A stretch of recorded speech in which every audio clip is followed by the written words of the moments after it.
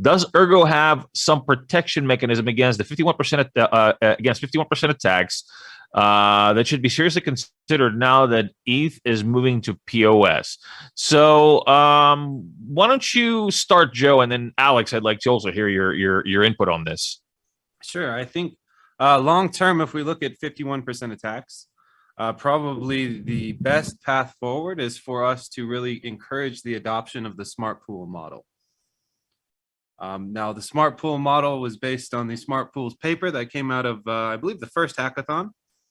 And one of the essential premises of it was in a smart pool, you have the ability to split a smart pool if it starts to approach that 51% threshold. Now, one thing that the smart pool framework opens up is the potential to launch new projects in a way that's distributed to miners. And that gives an economic advantage to those particular pools because miners will have the ability to mine multiple assets. If I create, project Joe, and I decided to tokenize, and I created a mechanism of either airdropping tokens to miners post a work being approved and a block being produced. I could kind of do it as proof of work performed, like afterwards, or I could try to create a mechanism that paid them in block production. Now, both of those potentially would give extra revenue to miners. And if mining is a profitability scheme, right, having extra assets potentially available via smart pools are going to encourage miners to mine those pools. And so long term, what's the best way we can, let's say, increase the security of our network? I really do believe the smart pool model offers the most benefit and economic benefit for miners. In regards with preventing 51%, so there are different solutions we can consider.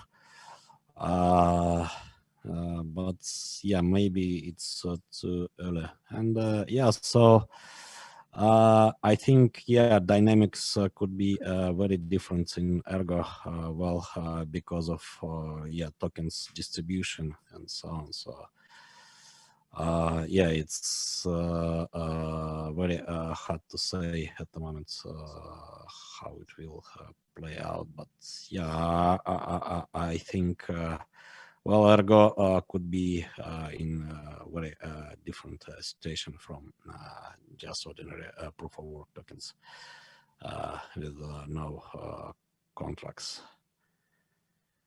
Yeah, you could do some neat things with smart pools. If I wanted to create the project that was going to tokenize, who's to say I couldn't use data of the actual size of the mining pools and say, okay, if you're below a certain threshold, I'm going to distribute to the little guys, or create some incentives to encourage decentralization. I think that's always something that can be considered longer term. Yeah, and Joe, why don't you kind of share what we spoke about? Like, for example, say our system is to be used for some sort of a government application, right? So we want a government to create a solution on Ergo, and the question comes up, well, but your blockchain is still not that big, and what is your real life scenario of counting a 51% attack? Because if you got $100 million or $200 million market cap, well, I mean, to a person who doesn't really know that much about how Ergo works. Or, I mean, they do know POW, but they still want to ask the question as to, okay, so will it take $200 million to crash the network? And for somebody like a government, that is actually an important question. Oh, and you had a really good answer for that. So why don't you share that? Sure, that came up in a meeting we were in. And if I were going to run a, let's say, high value asset application on a GPU mineable blockchain, what I would try to do is create a secondary private contract with some of the pools that rent hash power. And if the hash rate moved within a certain percentage, I would try to set it up to where the contract is active.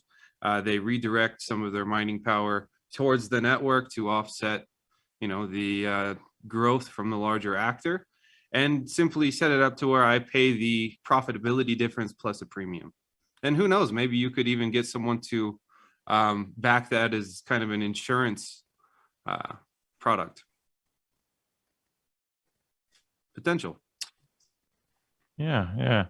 And that's really important. That's really important to know, because if we are going to get wider mass adoption of Ergo, we have to be realistic with what our weaknesses are and how to real life counter these weaknesses, because they can be overcome. We don't have to wait until we quote unquote grow up to the big boy size of Ethereum or whatever else. We can get mass adoption now, but we really need to be prepared for those scenarios, and we need to have solutions for those types of questions, because they will and they do come up.